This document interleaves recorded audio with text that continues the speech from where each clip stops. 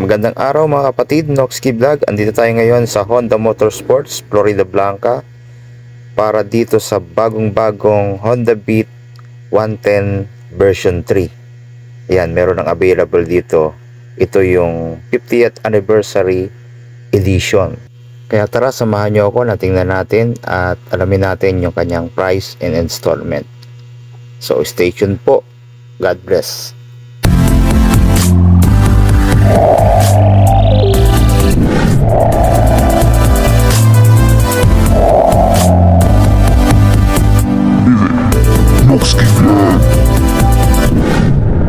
Dito tayo ngayon sa Honda Motorsport, Florida Blanca, Pampanga.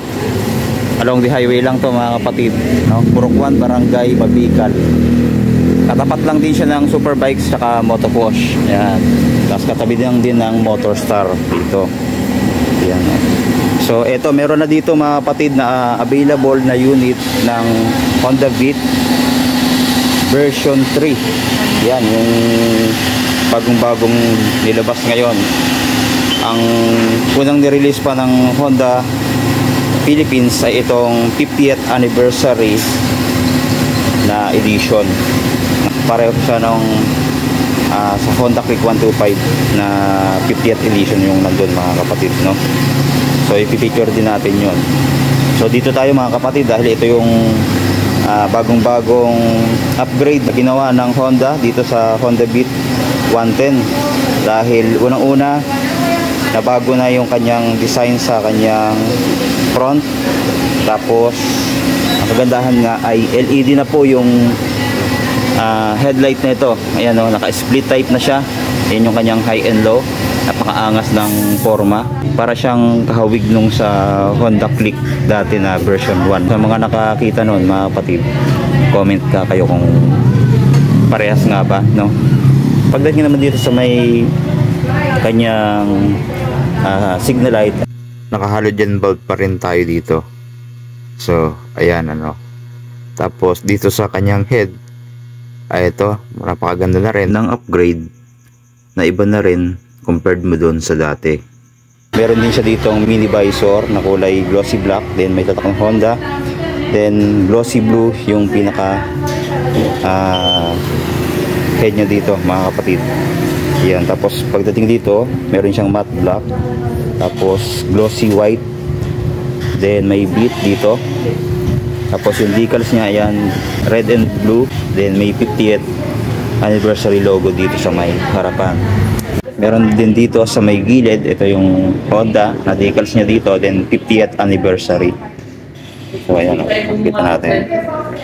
Yan, napaka-sporty ng decals kasi nito, kaya kapansin-pansin siya. Then dito sa may bandang gilid, ito yung malaking tatak na Beat. Then special edition yung nakalagay, tapos Honda naman dito. Kanyang panel gauge, ganda na rin ng design, ano, very futuristic yung forma. Yan, kompleto na rin yung mga information na makikita natin dito. Naka analog and digital combination siya. Ito yung kanyang speedometer hanggang 140. Then sa digital gauge niya, nandiyan na yung kanyang odometer, trip meter, oras, andyan na rin. Pati yung fuel gauge indicator. Meron din itong eco mode indicator. Then dito naman, turn signal light indicator, nandito yan. Tapos meron siyang logo na naman din ng Honda dito. Then sa mga switches, ito meron siyang high and low, kusina, turn signal light. Tapos dito, brake lock. Tapos yung lever niya sa preno, no? Ayan, nakakulay silver naman siya. Pati dito sa kabilang side yung kanyang electric starter, tsaka yung throttle niya. Ayan, napakalambot, no? Tapos meron din siyang bar end, no, kabilaan. Then dito sa kanyang ignition, ito kagandahan din, naka shutter lock na rin. Tapos meron na rin siyang bukasan sa seat para din sa Honda Click 125. Kasi ito rin yung susi niya, halos same lang mga kapatid sa Honda Click 125. Tapos sa packet niya, ito isang magandang upgrade packet na may cover na rin. Ito, i-press lang natin. Ayan, isa pang features, yan, meron siyang power outlet 12 volts. Ayan, no? napakagandang features niya, no? Very useful yan. Meron din siyang pocket dito sa left side, maluwang din, pwede natin ilagay ng mga pang basahan natin, no? Mga barya pwede din dyan. Hook, yan, very useful para pag may bibili tayo magagamit natin to. Tapos sa kanyang footboard, ito maluwag din mga kapatid, oh, no? Ayan, oh. Tapos yung space ng paa malaki din. Tapos yung battery niya dito na rin mga kapatid, no? Ang ganda rin ng design ng kanyang mga spike dito sa floorboard, no? Yan. Tapos dito sa side na to, naka air cooled pa rin tayo dito sa kanyang cooling system, ano? Tapos yung exhaust niya, ito napaka cute lang, ang liit lang ng exhaust niya. Ayan. Tapos meron siyang heat guard, ito yung design, very sporty din yung forma. Tapos meron siyang parang carbon finish design dito. Tapos sa muffler, pinakadulo niya, ito naman. So napaka simple lang naman forma nito. Sa gulong, ito same doon sa special edition din na Honda Click 125. Yung kulay niya ay parang kulay kalawang, ano. Tapos tubeless na rin ito. Federal din yung kanyang tatak. Tapos ang size naman ng gulong dito sa likod ay 90 by 90 by 14. Dito naman sa harap ay 80 by 90 by 14. Iyan. Then naka drum brake tayo dito sa may likodan, ano. Tapos single shock pa rin. Yan yung kanyang stock na shock sa likod. So adjustable din naman, no. So pihitin nyo na lang para kung gusto nyo mas malambot pa or mas matigas. Pero sa tingin ko mga kapatid, okay na yung ganyan. Sa kanyang panggilid, ito meron pa rin itong kickstarter, no. Very useful pa rin ito. Tapos ayan naman yung kanyang design, matte black. Ito naman yung kanyang air filter. Naka ESP, Enhanced Smart Power. Ibig sabihin malakas ang performance ng makina pero napakatipid naman sa gasolina na ito.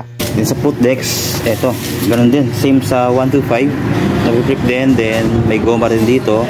O sa side stand, meron din yung kill switch. Pagdating dito sa kanyang upuan, so ito halos pareho ng texture dun sa Honda Click pero mas maliit.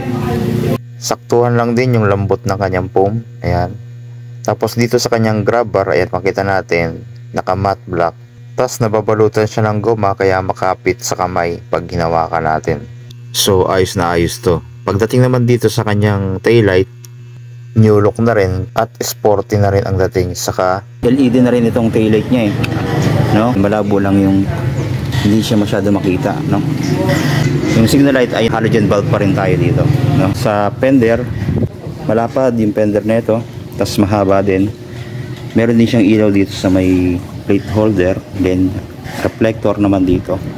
Tapos ayan na yung forma niya, no? Tapos napaka-slim lang ng motor na to. Kung titingnan nyo sa ganitong side, ano, napaka-nipis lang niya.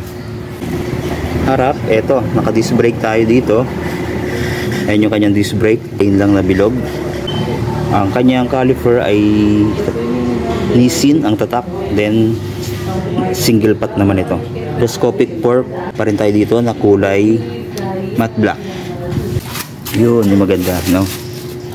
Combi brake pa rin tayo dito, no? Safety ng motor na to, then napakatipid pa sa gasolina, halos nasa 60 ang fuel consumption nitong Honda Beat 110, no? Yan. So ito po yung Honda Beat 110 version 3, no? Antayin din natin lumabas yung mga standard version nito, no, bukod dito sa may 50th anniversary edition.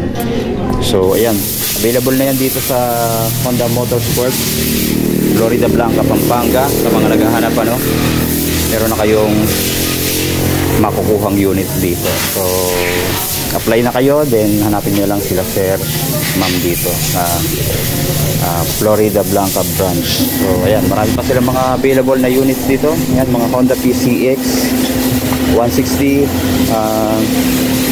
TMX 125, Honda EDB 160, mga repo meron din sila doon.